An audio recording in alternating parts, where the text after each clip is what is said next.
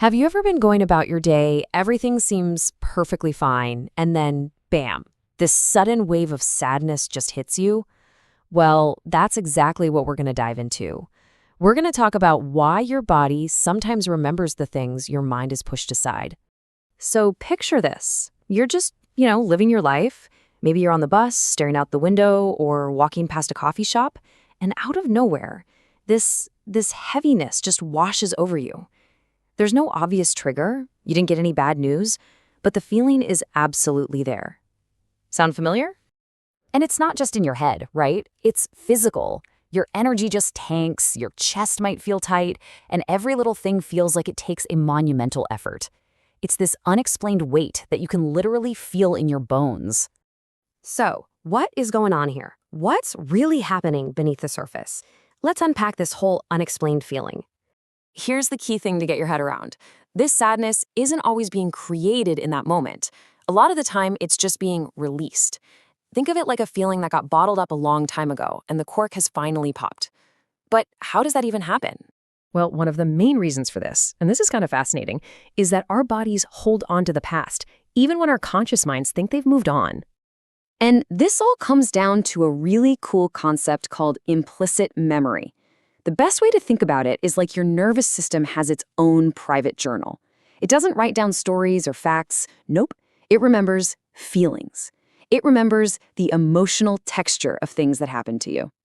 This creates this incredible disconnect, right? Your conscious mind, your thinking brain, has no clue why the smell of rain or a certain song on the radio suddenly makes your throat feel tight.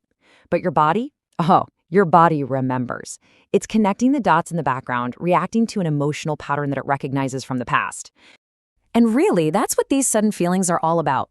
They're not random attacks. They're whispers.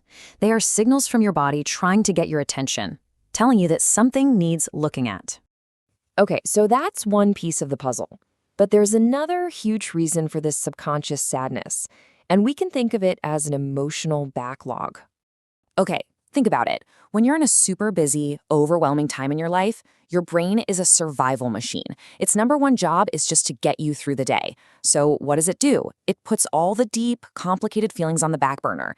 But those emotions don't just vanish. They wait. And then, when things finally calm down, maybe weeks later, your brain goes, okay, phew, it's safe now, and it finally lets them out. I absolutely love this analogy. That sudden crash you feel after a huge project at work or a stressful family event, that's your brain settling its emotional debt. You borrowed a ton of energy to survive, and now, well, it's time to pay the bill. When this happens, you are running on empty, emotionally speaking. That buffer you normally have is just gone, which is why tiny annoyances suddenly feel like massive crises. And I want to be really clear, this is not a personality flaw. It is a biological signal that your nervous system is trying to reset after being in survival mode for way too long. Okay, so we've covered the why, that's great, but now for the important part, the how. What can you actually do when this heavy feeling shows up out of the blue? The whole approach here is about being gentle with yourself, not about trying to solve a puzzle. So first step, just name the feeling without any judgment. Just saying, okay, I'm feeling sad right now, and that's okay, actually starts to calm your brain down.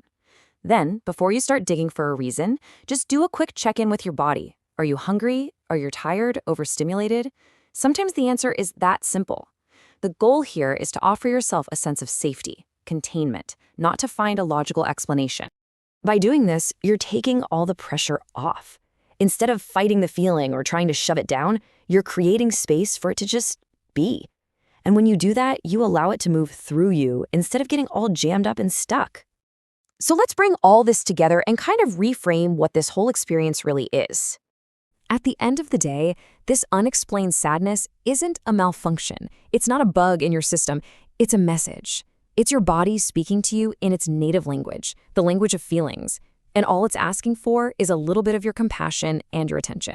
So I'll leave you with this question to think about.